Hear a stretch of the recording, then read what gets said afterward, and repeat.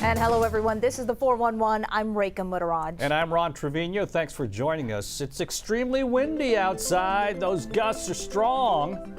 Look at some video from downtown. This parking sign barely hanging on. This video comes courtesy of Houston storm chaser Pastor Jaime G. And as you know, anytime it gets windy, we have to worry about power outages. Here's the latest information from CenterPoint.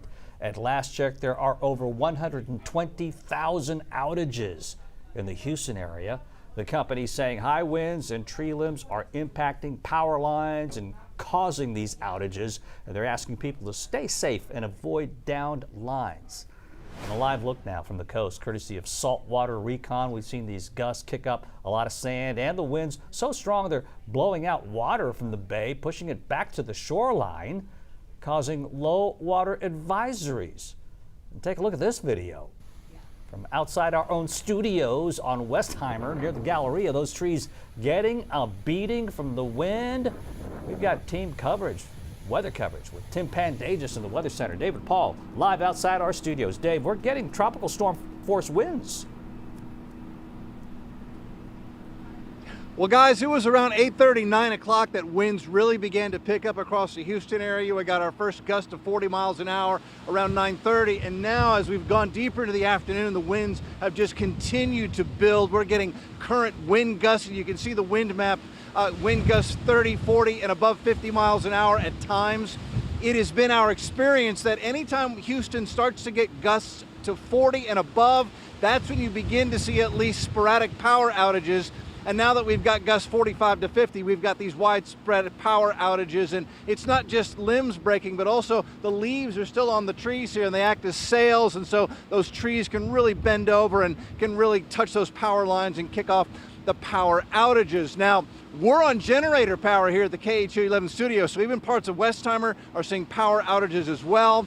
That's the big problem, and this may go on for a while. And so, Tim Pandagis, you and I have been tracking the winds all afternoon. The question is, will this last into the evening? How much longer will these winds continue to gust to 40 and 50 miles per hour? Right, those strong wind gusts, David, look to be within a period of the next few hours. Once we get closer to sunset, we'll start to see those winds relax a bit.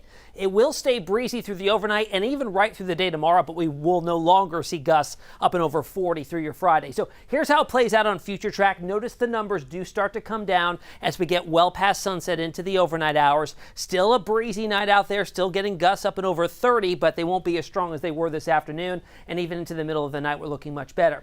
Wind advisory up for the entire area for several more hours until 7 o'clock this evening for the continued threat for gusts to 40 miles per hour or greater. Now, those winds out of the northwest are bringing us the cooler, drier air, but it's also bringing a resurgence of pollen levels.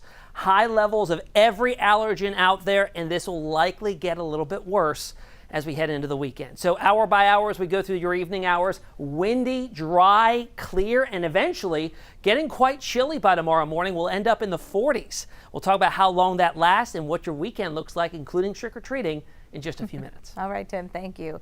We're going live to the Montrose area now. This is on Waugh and West Bell, and we got reports there of a fallen tree that was blocking traffic. Our Janelle Bluda is there now. What do you see, Janelle? Hey guys, yeah, the wind is creating quite the chaos out here. Like you said, we're at Waugh and Bell here in Montrose. You can see the wind was so strong, it completely broke this tree in half. And in doing so, it took down the light pole next to it. Now, I want to show you some video of the car that was driving by right when this happened. That light pole came crashing down on that vehicle's front hood. You can see the damage there. The driver says he is still quite shaken after seeing the tree fall down, but he is okay. The tree has blocked this entire road and traffic is being diverted around it. Police say there is a live wire right now in that light pole, and they are waiting for crews to get out here to clear the scene, but they do believe it will be some time before they can open traffic back up again. So like you guys said, CenterPoint is reporting over 100,000 people right now without power. They say crews are busy as outage numbers continue to go up due to these high winds. They stay at least 10 feet away from those wires and those down power lines, and call 713-207-2222 to report them, guys.